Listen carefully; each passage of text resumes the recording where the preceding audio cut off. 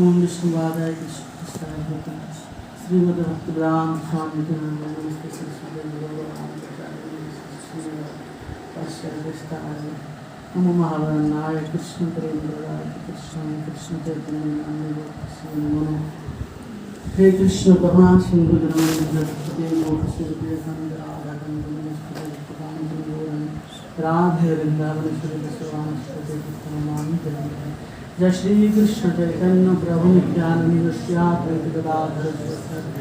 गौर भक्तवृंद हरे कृष्ण कृष्ण कृष्ण हरे हरे हरे राम राम राम हरे Ram.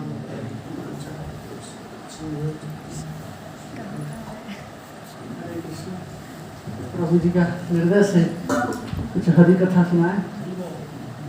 Actually मेरे दुर्मुख से हरि कथा श्रवण कर आप लोग प्रयास कीजिए अपने बुद्धि लगाकर।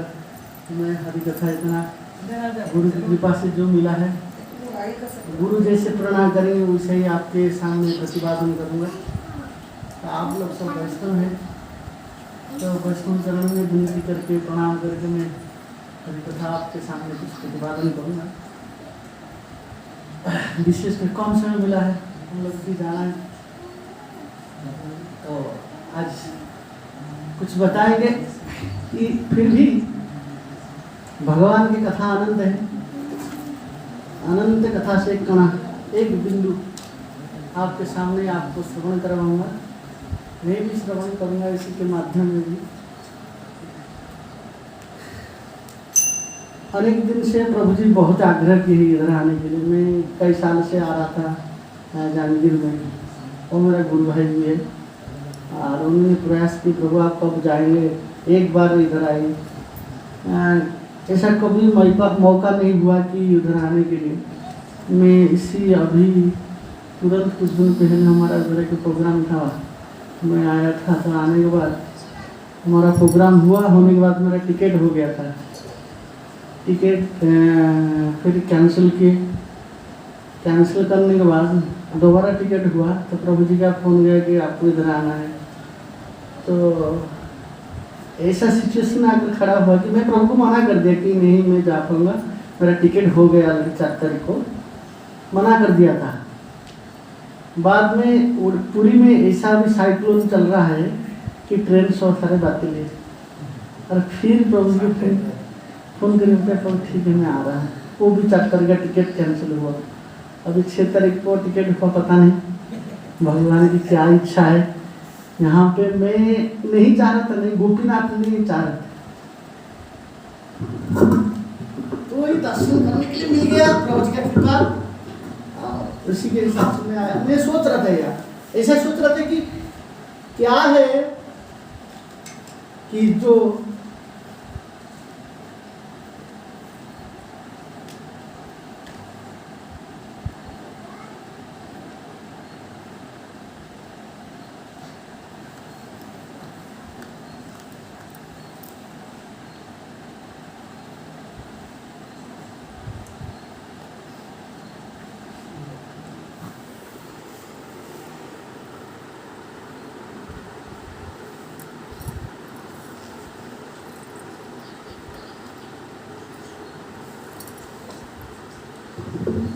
हरे कृष्ण।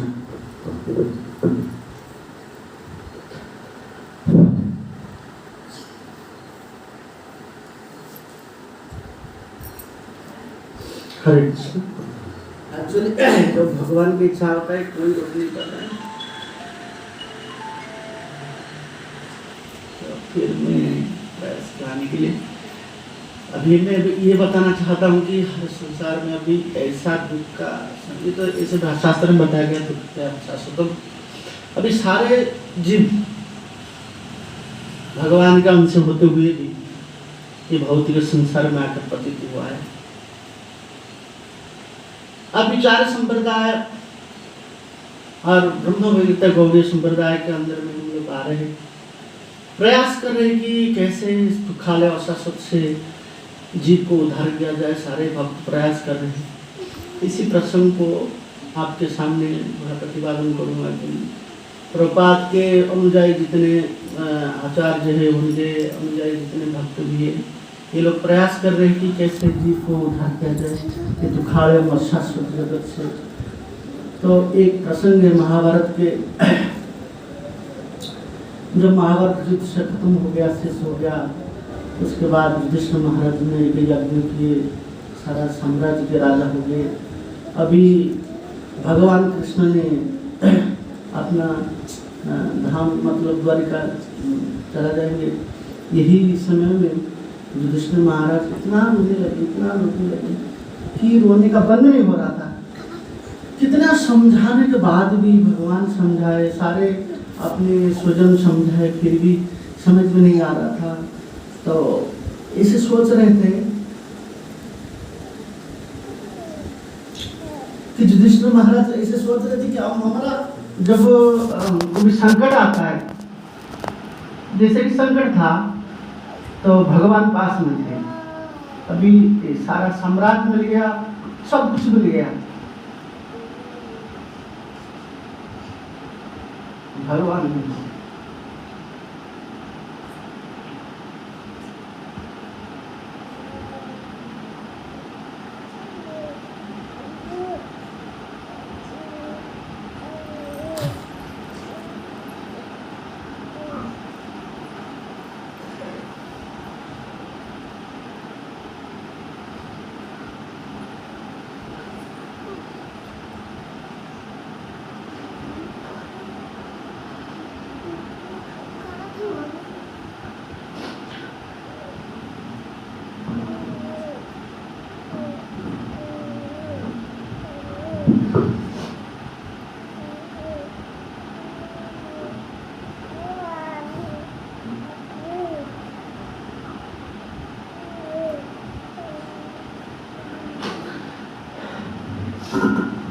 एक्चुअली संसार में सब कुछ मिल सकता है, एक वैष्णव कृपा, वैष्णव कृपा तब मिल सकता है भगवान की कृपा से।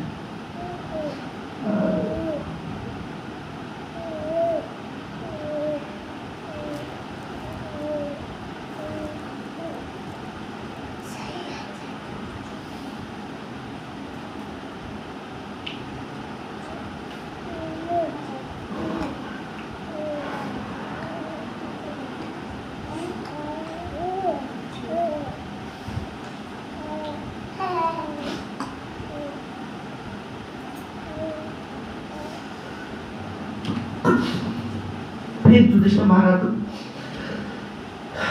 रो रहे थे, भगवान ने बहुत प्रयास किए समझाने के लिए। उसी तरफ से भगवान ने एक प्रसंग रखा है, देखो तुम जो कह रहे हो कि तुम्हारा इतना दुख है, तुमसे बहुत बड़ा दुख है नल दमयंती। तो महाभारत में प्रसंग है, स्टोरी में निषाद राजा के राजा थे नल और दमयंती, विदर्भ नगर के राजा की कन्या थे। और सारा देवताओं ने तरसते रहते थे उनको पाने के लिए, किसी को दमयंती को। नल ने एक बार शिकार करने में गए थे, तो उन्होंने एक हंस को, राजहंस को पकड़ लिया।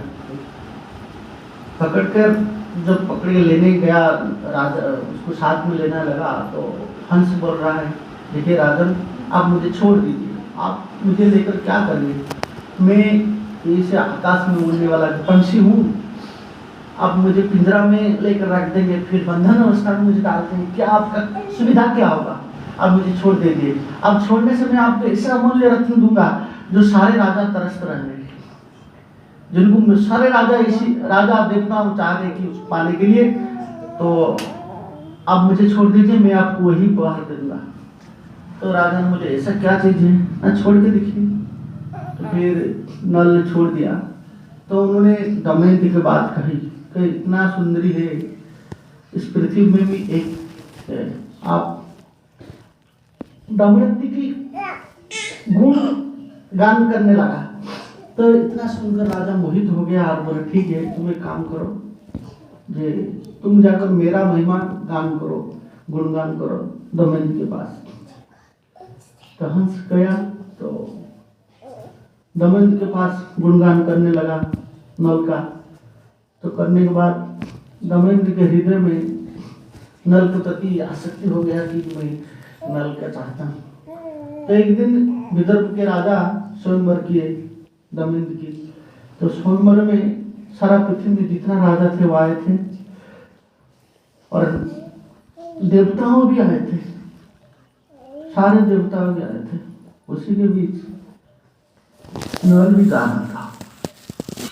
नल के साथ 4 प्रधान देवता साक्षात हुआ, अग्निदेव, वायु, वरुण और ऐसे इंद्र, 4 देवता में दर्शन मिल गए। तो नल पूछा आप कहाँ जा रहे हो? ना, मैं जा रहा हूँ कि दमयंती की स्वयंवर में। तो ठीक है, तुम्हें हमारे की सेवा करो। क्या करना है? ना, ये उपहार लेकर जा कर दे दो। इस एक टोकरी रखे हैं, इसमें तुम रहेगा और चले गए। तो ऐसा रूप था। तो जैसे खोले तो नल का दर्शन हो गया। दमयंती देखकर बोलती है ये समझ में नहीं आ रहा था क्या है। फिर नल से बात करके बोले कि देवताओं ने मुझे भेजे है कि 4 देवताओं को तुम किसी को ना ही जो माला पहनाना पड़ेगा।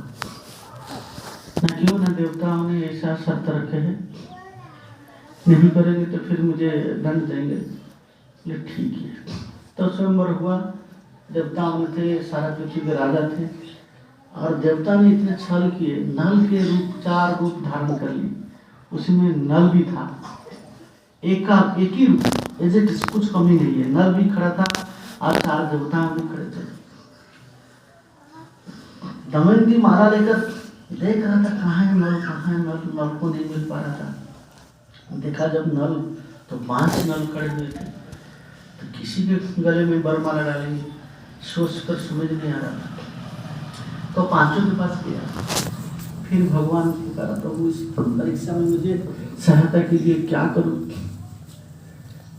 तो देवताओं का एक लक्षण देखा जाता है कि पृथ्वी पृष्ठ में उनका पैर नहीं लगता है, वो कुछ ऊपर में रहते हैं। और देवताओं का जो पलक नहीं पड़ेगा नहीं, जैसे हमारा बंद हो जाता है ना, उससे बंद नहीं होता है। और जो माला रहता है देवताओं का मूर्छा नहीं होता है। चारों में देखा है इस गुण देखा गया कि देवता ऊपर में खड़े हुए, माला जो मूर्छा नहीं हुआ है, पलक नहीं पड़ रहा है। और नल जो खड़ा हुआ था उस पलक पड़ रहा था, वो नीचे खड़ा था। तो जान लिया ये देवता है, यही है नल। तो फिर उन्होंने वरमाला पहना लिया। पहनने के बाद देवताओं ने खुश हो गए, चलो कुछ पहचान लिया। उसी कारण से बोले तुम तो हमारा सेवा किया है ना।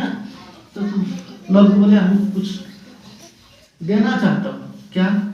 कि तुम कभी पानी का मतलब ऐसा कमी महसूस नहीं होगा, जब भी पुकारो जहाँ पे भी पानी का आ जाएगा। अग्निदेव बोले तुम आग तुम्हारा कुछ नहीं बिगड़ पाएगा, आग में घुस के जा सकते हो। ऐसे ऐसे अर्थ दिए कि मिलने के बाद दोनों पति पत्नी बड़ो खुशी से जिंदगी बिताए राजमहल में। कुछ दिन के बाद ऐसा हो गया, परंतु स्वयंवर खत्म हुआ, देवताओं ने वापस जा रहे थे, कली और द्वापर जुग आ रहे थे इस स्वयंवर में भाग लेने के लिए। तो पूछे देवता हमारे आप लोग कहाँ जा रहे हो? नाम स्वयंवर में जा रहे हैं दमयंती।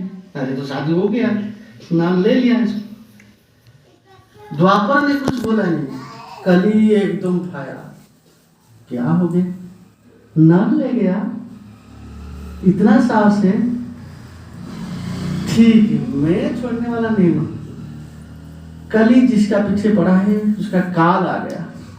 अभी कली युग में कली सबका पीछे पड़ा हुआ है। गया तो देखा कली छोड़ने वाला नहीं है। तो कली जैसे घुसा पहले गया उसका भाई का पुष्कर नल का, उसको बोला रे तुम क्या कर रहे हो? वो राज सिंहासन में इतना सुंदरी लेकर राज शासन कर रहा है, तुम नौकरी की तरह रह रहे हो। तुम एक काम करो, चौसर खेलने के लिए बुलाओ। खेलने के बाद सारा संपत्ति तुम ग्रहण कर लेना।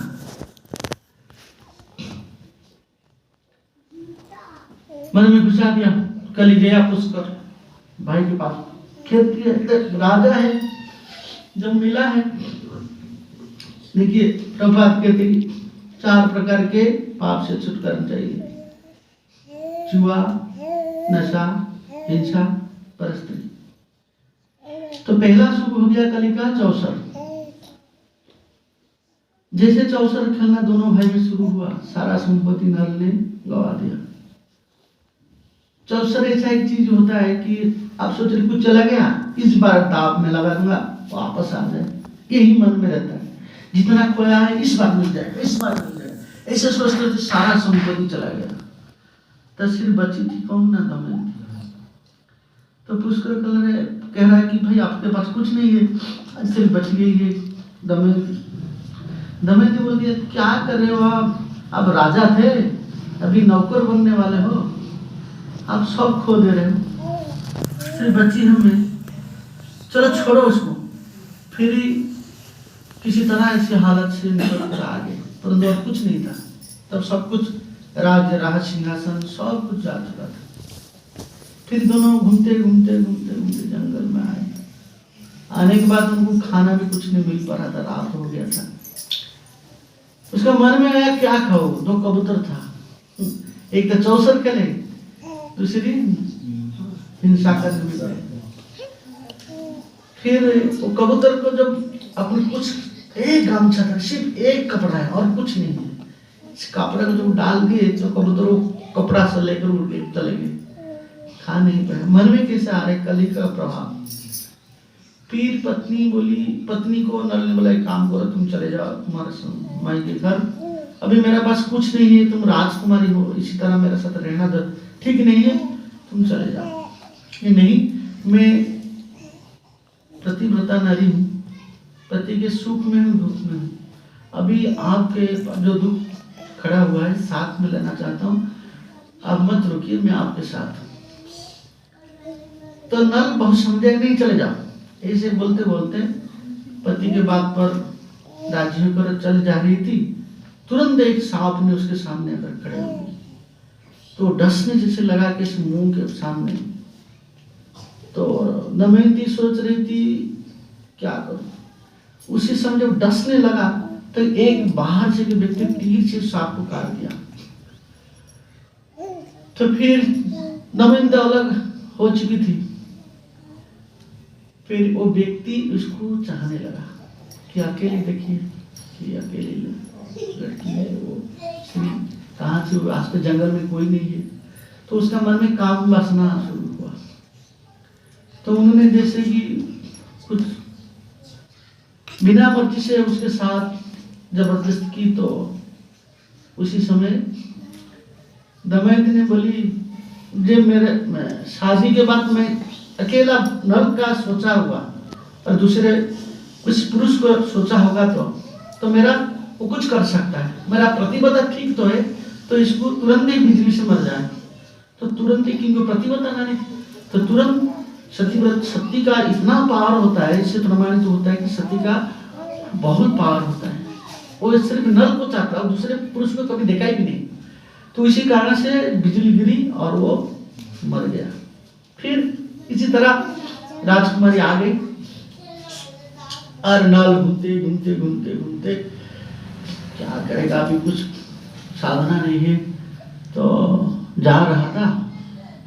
तो भगवान ने कृपा की, इस समय के आग में एक सांप जल रहा था। तो पुकार रहा था, नल नल मुझे बचाओ बचाओ बचाओ, क्योंकि नल को तो वही वर मिला है कि आग में घुसने से सब कुछ नहीं होगा। तो नल जाकर घुस के ले गया, उसे बचा लिया। बचाने के बाद तो जैसे बचा के ले आया, वो सांप नल को डस दिया। नल बोला, मैं आपको उपकार किया, आप मुझे मार दी, क्या करना, आप मर रहे थे आग में, मैं बचा लिया, आप मुझे फिर डस लिए ना। नहीं, तुम्हारा अंदर जो कली प्रवेश किया है, तो तुम्हारा मति दुर्मति हो गया है, मेरा डसने से कम होगा, मैं इसलिए डसा। तुम मेरा उपकार किया, अभी तुम जिसी कारण से सारा राज्य पत्नी खो चुके हो, वो वापस मिलेगा। इसे दुर्मति बैठ गया है, दुर्मति कारण की क्या सत्य है क्या सत्य है समझ नहीं आ रहा है। तो धीरे धीरे नल का वही प्रभाव कम होने लगा। तो फिर गया घूमते घूमते, परंतु नल को वो देवताओं के जब वो और एक क्या बोला कि आपको अभी कोई भी पहचान नहीं पाएंगे, मैं जो डसा हूँ उसी कारण से आपको कोई पहचान नहीं पाएंगे नल बोल के, कहीं पे भी छुप के रह सकता हो, वो कारण है। तो फिर धीरे धीरे जाकर एक बार रघुवंश में एक राजा, उन्हीं के राजा के दरबार में उनको घोड़े का चलाने का, घोड़े को देखभाल करने के लिए रखा गया। इतना बढ़िया घोड़ा देख रहा था कि चलाना, तो राजा खुश होकर रख दिए। उधर दमयंती घूमते घूमते घूमते फिरते क्या करें, वो एक राज्य में आकर पहुंची, परंतु राज्य का नाम याद नहीं आ रहा है मेरा।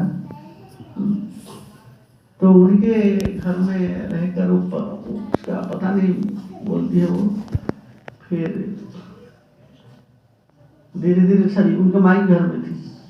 तो ऐसे सोचते बहुत दिनों के बाद दमयंती के पास इसी नल का समाचार गया। कैसे? दमयंती सोची कि उसका स्वयंवर होने वाला है। पिता बोला क्यों रखेगा, स्वयंवर करा दो। तो दमयंती के मन में ये आया कि मैं अभी शादी किया था और दूसरा शादी कैसे करूं। तो प्रजा को बोले कि उनका सहचर थी कि तुम जाओ राष्ट्र में, निश्चित रूप से नल है, तुम मेरा विरह का व्यथा गा के जाओ रास्ते में, कोई ना कोई तुम्हारा प्रति पीछा करेगा निश्चित रूप से। मेरा चरित्र जैसा है उसी के ऊपर गाते जाओ। तो रास्ते में ऐसे दमयंती की बात सुनकर वो गा के जा रही थी, तो नल ने सुनकर उसको रुका, ये आप कहाँ से सीखे, कौन बताया। इतना ही बोलकर, वो बताया नहीं, इतना बोल के चले गए। तो इस समाचार आकर दिए, एक व्यक्ति था, तो उन्होंने मेरा जो मैं गा रही थी, तो वही सुनकर मेरा पीछे जा रहा था। तो बोला कैसे देखने में, पूरा चरित्र वर्णन किया है, इतना सुंदर है। वो भी राजा के घोड़े के सब देखभाल कर रहे, उनके जो देवताओं के कृपा से जो कृपा मिली थी उसी को वर्णन किया। दमयंती जान गई कि निश्चित रूप से नल है। हाँ, तो जब नल है तो निश्चित रूप से मतलब दमयंती ने बोल दिया पूरा राज्य में डेंगुरा बजा दो कि दमयंती की स्वयंवर है, निश्चित रूप से नल आएगा। तो दमयंती ने पूरा राज्य में बजा दिया कि दमयंती का स्वयंवर होने वाली, नल आया। नल आने के बाद देख रहा था नल किधर है, कि नल तो देवताओं से मिला है रूप छुपाने के लिए। हाँ, तो फिर दमयंती अपने माला को लेकर घूम रहा था, कहाँ है नल को फिर वो समझ लिया अपना पति को, फिर शादी हुआ। पूछा ऐसा कहने का मतलब है कि कलियुग इतना भयंकर है कि जिसी का अभी सारे ही कली के चंगुल में फंसे हो चुके हैं। तो हमारा परिस्थितियां ये चार चीज से जब हम दूर नहीं रहेंगे और किसी भी हालत में एक भी अपनाए तो कली हमको छुड़ेगा नहीं। और इस कली युग में बचने के लिए भगवान चैतन्य महाप्रभु इतने सहज पंथा बता के गए। हरि नाम संकीर्तन भागवत में प्रथम श्लोक में कले दोषे निधिराजन अस्ति एक महत्वगुण। क्या एक महत्वगुण? हरि कीर्तना भक्त के संग परम मुक्त ब्रजवास करने से भगवान के धाम में ब्रज में वास होगा। अरे इतना सहज पंथा बता दिए।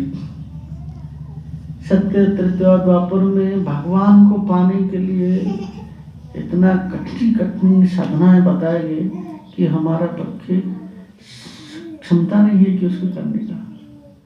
भगवान इतने कृपालु है, वो जान कर ही कि कली युग में जीव के कितने आयु होंगे, समय कितना होगा, विचार शक्ति कैसे होगी, सब जान कर भी साधना का रास्ता एकदम छुटा कर दी। फिर भी लोग नहीं आते, समझ में नहीं आ रहा है। कली का प्रभाव तगड़ा प्रहार होता है कली का। ये भी भगवान की सृष्टि है, क्योंकि देखिए जब द्वापर खत्म हो गया, परीक्षित महाराज थे शेष राजा, जो धार्मिक राजा थे, तब कली एंट्री किया, प्रवेश किया। फिर भी भगवान को जो माँ के पेट में दर्शन किया था, वो भी कली का कुछ बिगाड़ नहीं पाया, ऐसा नहीं है। वो भी नतमस्तक हो गया। ठीक है, आप कली है, भगवान के निर्देश में आप भी आए हैं। वो भी इतने बड़े महान भक्त थे, वो भी कली के कुछ बिगाड़ नहीं पाए। बिगाड़ सकते थे, फिर भी बिगाड़ नहीं पाए, क्योंकि कली अभी राजा है। तो मेरा कहने का मतलब कि है, आप कैसे भी रहिए, जिन्होंने भक्त हुए समझिए अपने आप को संग में रहना चाहिए, क्योंकि संग में रहने से कली प्रवेश करना मुश्किल होगा। इतने मंदिर में भक्त रहते, फिर भी कुछ ना कुछ हो ही जाता है। तो खुद को बचाने के लिए संग होना जरूरी है। और विशेष बात यह है कि हम वैष्णव फिलोसफी दृढ़ता पूर्वक समझना चाहिए, नहीं तो भगवान भी पीछे हट जाएंगे। तुम अपना काम में, मैं अपना धाम में। रूप गोस्वामी कहते हैं कि भक्ति को दृढ़ता से पालन करने के लिए उत्साह, वैष्णव के प्रति एटिकेट, धैर्य, संकल्प पूर्वक करना है। क्या करना है? मुझे सोलमाला जप करना ही है, किसी हालत में। ये होता है दृढ़ निश्चय, उत्साह। जैसे कि मंदिरों में मंगल आरती कुछ प्रोग्राम होता है, तब पहले आना चाहिए, पहले आकर खड़ा हो जाएंगे, नहीं भगवान की सेवा में पहले जाना, ये उत्साह होता है। जब हमारे मन में ऐसा उत्साह नहीं होगा, ये भौतिक वस्तु है नहीं, वो मिल रहा है, फिर आज नहीं मिला तो काल मिल जाएगा। भौतिक वस्तु भौतिक संसार में एक छूट गया तो दूसरा दिन, तीसरा दिन, चौथा दिन मिल ही जाएगा, परंतु भक्ति एक बार छूट जाने के बाद मिलेगा नहीं। वैष्णव की कृपा नहीं, छूट गया तो मिलेगा नहीं। तो हमारा मन में उत्साह होना चाहिए, प्रबल मात्रा से उत्साह होना चाहिए। जैसे खेत में बछड़ा दूर में है, माँ पास में दूर है बछड़ा, जब उसको भूख लगती है तड़प तड़प के दौड़ के आती है माँ के पास दूध पीने के लिए। तो उसी तरह भगवान को हमारा ये आतुरता और उत्साह इतना तीव्र होना चाहिए कि हम दौड़ के जाएं भगवान के पास। तो जाएंगे तो कैसे जाएंगे? हमारा मन में जो कुसंस्कार, विद्वेष, हिंसा, द्वेष भाव, अहंकार छोड़ना जरूरी है। तो सब जो वैष्णव होते सबको एक स्थिति में दर्शन करते हैं। कैसे? आत्मा के रूप में, शरीर के रूप में उनका दृष्टि नहीं होता है। हम अपने आप को इतने स्तर पर ले जाए कि भगवान हमारे प्रति कृपा करे। हम अभी इतने नीचे हैं कि भगवान को पाने के लिए, भक्ति करने के लिए कोई योग्यता नहीं है हमारे पास। परंतु जब पेड़ में फल ज्यादा होता है तब झुक जाता है, झुकना नहीं चाहते हैं। कैसे झुके? हमारा अंदर में इतना अहंकार, द्वेष, हिंसा बैठा हुआ है। ठीक है, हम तो प्रयास कर रहे हैं, परंतु कचरा भरा हुआ है। कचरा को साफ करना जरूरी है। नहीं साफ करेंगे तो भगवान के अमृत रूपी कथा और उनके प्रेम रस, भक्ति ये हृदय रूपी पात्र में नहीं रहेगी, क्योंकि यही छिद्र रहा है। ये छिद्र जब तक बंद नहीं होगा तब हम उसी अमृत रूपी रस को इसी पात्र में रख नहीं पाएंगे। कैसे बंद होगा? आचार्यों ने कहते हैं कि भक्त संग में भक्ति कर। वैष्णव को एटिकेट, वैष्णव कैसे साथ रहना चाहिए, उनकी कैसे श्रद्धा करना चाहिए, तो इसमें से भगवान खुश हो जाते हैं। हमारा भक्ति करने का कोई योग्यता नहीं, हरिनाम कर रहे हैं, मिशन की तरह रट रहे हैं, परंतु नाम में हाँ गुरुदेव कह लिए कि इसमें हरे कृष्ण जप कर से हमारा भगवान के प्रति कितना समर्पित है, वो वैष्णव में रहेगा। क्योंकि हमारा मन में इतना भरा हुआ है, हम किसी के साथ, किसी के पास समर्पित भाव नहीं है। यही पर समर्पित भाव नहीं है तो भगवान के पास कैसे समर्पित खुद करेंगे। तो खुद को तैयार कीजिए। जब हम वैष्णव कहलाते हैं तो जो नाम अपराध लास्ट में रहता है, जो व्यक्ति वैष्णव कहना चाहता है वो वैष्णव अपराध से बचिए। वैष्णव कौन है, वैष्णव कैसे, हमारा योग्य नहीं है कि वो धाम में जाने के लिए। गुरु वैष्णव कृपा कर दे, वही ले जाएंगे। तो आप लोगों से विनती है, साथ में रहकर प्रचार कीजिए, प्रभुपाद के मिशन को आगे बढ़ाइए, ताकि इस मिशन का लक्ष्य यही कि भगवान खुश हो जाए। प्रभुपाद का उद्देश्य यही था कि मैं गुरु महाराज के आदेश को पालन करूं। मेरा पास कोई योग्यता नहीं है, सिर्फ गुरुदेव कह दिए चलो, वही बात मानकर जब चले सारा कार्य सफल हो गया। तो इसी से क्या मिलता है हमको, वैष्णव का निर्देश जो है, चाहे वो हमारा समझ में आए नहीं आए, हम मान लिए तो भगवान खुश हो जाएंगे। यही बात। एक छोटा सा प्रसंग है कि सारे जप कर रहे, भजन कर रहे, भक्ति कर रहे, तो जो गए वैकुंठ द्वार के पास, द्वारपाल ने रोक दिया, नहीं इतने लोग आए, सारे साधु संत कहाँ जा रहे हो? ना हम वैकुंठ में जाएंगे। नहीं अभी तुमको जाना नहीं। क्यों? अरे इतना दूर आगे फिर पढ़ते में जाना है क्या? ना तुम लोग तो 100% भक्ति नहीं किए। ये सारे लोग बोलने लगे, कोई बोल रहा है मैं तो नित्यम भागवत सेवाया, नित्यम हरिनाम 16 माला कर रहा था, कोई एकदम श्रवण कर रहा था, भगवान के नाम प्रचार किए, परंतु सारे चीज में भी खोट निकाल दिए। जितने भक्ति किए थे सब टेलीकास्ट करके दिखा दिए, देखो तुम नित्यम भागवत सेवा कर रहे थे, इसी बीच में तुम्हारा खोट है, पूर्ण मात्रा से किया नहीं, श्रवण कर रहा था तो सो रहा था, जब कर रहा था हरे कृष्ण मन अर्पित। ऐसे सारे भक्ति के पंथा में सारा खोट निकाल दिए, तो कैसे जाओगे? तो तुमको फिर जाना पड़ेगा, फिर जाकर करो। तो सारा हताश हो गए, क्या करें हम, मरते से आगे वैकुंठ लोग, अभी फिर वापस जाना पड़ा। तुरंत हाथ उनके बोले गुरुदेव प्रभुपाद, बुला प्रभुपाद, तुम कैसे पुकारे? द्वारपाल वाले हो गया 100%। आपको वीजा लगा, आपका हो गया, जैसे था परसेंट कम, तुरंत आ गया 100%। बोले और लगे, और कुछ नहीं चाहिए, आपका अभी 100% हो गया, चलिए। तो कहने का मतलब यही है, हमारा पास कोई योग्यता नहीं। गुरुदेव का आदेश मानिए, जो नाम रखना है उसमें मन को लगाकर रखिए और गुरु के आदेश को मानिए, संग में रहिए।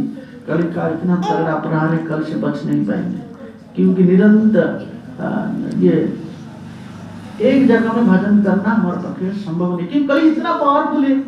एक एकांत जगह में कहाँ बैठ के जप करेंगे, संग में करेंगे तो बच पाएंगे।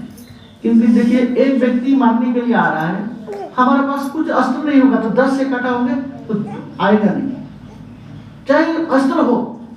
देखेंगे 10-15 आदमी, मैं एक को मारूंगा तो 10 मुझे पकड़ लेंगे। तो उसी तरह संग में रहेंगे तो कभी हमारा पास आने के लिए कोशिश नहीं करेगा। एक साथ में हरिनाम करें, कुछ गूंज रहा है तो कैसे आएगा? साथ में कीजिए, गुरु के आदर्श से लगकर चलिए। आप लोग तो वैष्णव है, सारे वैष्णव के तत्व पता है, फिर भी आप लोग के पास कुछ हमारा गुरुदेव के स्मरण से जो बताया भूल त्रुटि होंगे तो आप अपने बुद्धि लगाकर समझ जाइए। हरे कृष्ण।